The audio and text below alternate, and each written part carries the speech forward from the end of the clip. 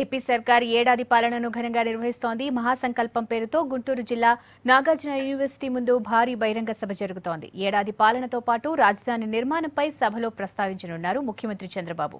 ప్రతి ఒక్కరిని నవ్యాంధ్ర నిర్మాణంలో భాగస్వాముల్ని చేయాలన్న సంకల్పంతో మహాసంకల్ప సభ నిర్వహిస్తున్నారు నేతలు. బహిరంగ సభకు గవర్నర్ నరసింహన్ అటెండ్ అయ్యారు. ప్రస్తుతం బాలకృష్ణ మాట్లాడుతున్నారు. లైవ్ లో చూద్దాం. మీ వంతు ఒక ఇటుకునైనా లేకపోతే బిడ్డుకు విలువైన ఎంతో కొంత ఆర్థికంగా ఈ యొక్క రాష్ట్రానికి ఈ యొక్క నవ రాజధాని నిర్మాణం కోసం మీరంతా అంకితం కావాలని మనకు నాయకుడు ఉన్నాడు ఇక్కడ, ఆయన చంద్రబాబు నాయుడు గారు. తర్వాత ఆయన తెలుగుదేశం పార్టీ పగ్గాలను చేపట్టాక మరి మన తెలుగు వారికి జాతికి ఎలా రామారావు గారు అయితే కీర్తి ప్రతిష్టలను గుర్తింపు తీసుకొచ్చారో అలాగే తెలుగు వారి తేజస్సును కూడా ప్రపంచం పటంలో ఒక మంచి అవకాశాలు వాళ్ళకి కల్పించడం, గుర్తింపు తెలుగు జాతికి మరింత పెంపొందించడం జరిగింది. ఇప్పుడు మళ్ళీ ఒక మంచి అవకాశం అది కూడా ఇవాళ ఇలా తటస్థించింది. ఇది కాకతాళీయమో యాదృచ్ఛికమో నేను చెప్పాను. చరిత్ర తిరగరాయాలన్నా మేమే, దాన్ని సృష్టించాలన్నా మేమే, దాన్ని మళ్ళీ తిరగరాయాలన్నా మేమే.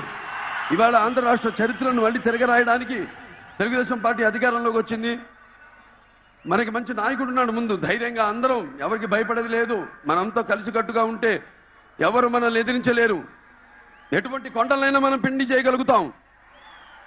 ఎవరు వచ్చినా సరే తెలుగుదేశం లేకపోతే తెలుగు జాతితో పెట్టుకుంటే, ఇంతకు ముందు చరిత్ర చెప్పింది మనకి ఏం జరిగిందో. ఏదో కొండతో పొట్టేలు ఇటుకొన్నట్లు సింహరాజమును గుండెలతో ఎదిరించినట్లు అవుతుంది అని అందరికీ నేను హెచ్చరిస్తున్నాను. అందరూ కూడా ఈ యొక్క నివేదికను ఎన్నో అభివృద్ధి కార్యక్రమాలు చేపట్టారు ఈ సంవత్సర కాలంలోనే.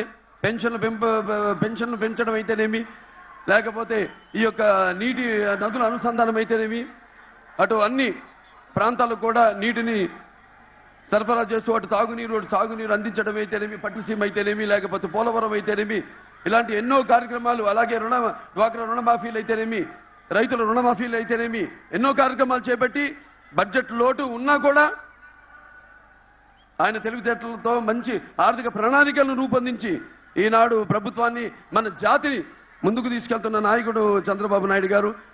ఈ సందర్భంగా మరొకసారి అందరూ కూడా మీ యొక్క సహాయ సహకారాలు ఒక ప్రభుత్వం వల్ల కాదు, మీరంతా అండగా ఉంటే ఇంతకుముందు నేను ఎటువంటి కొండలైనా పిండలు చేయగలుగుతాం.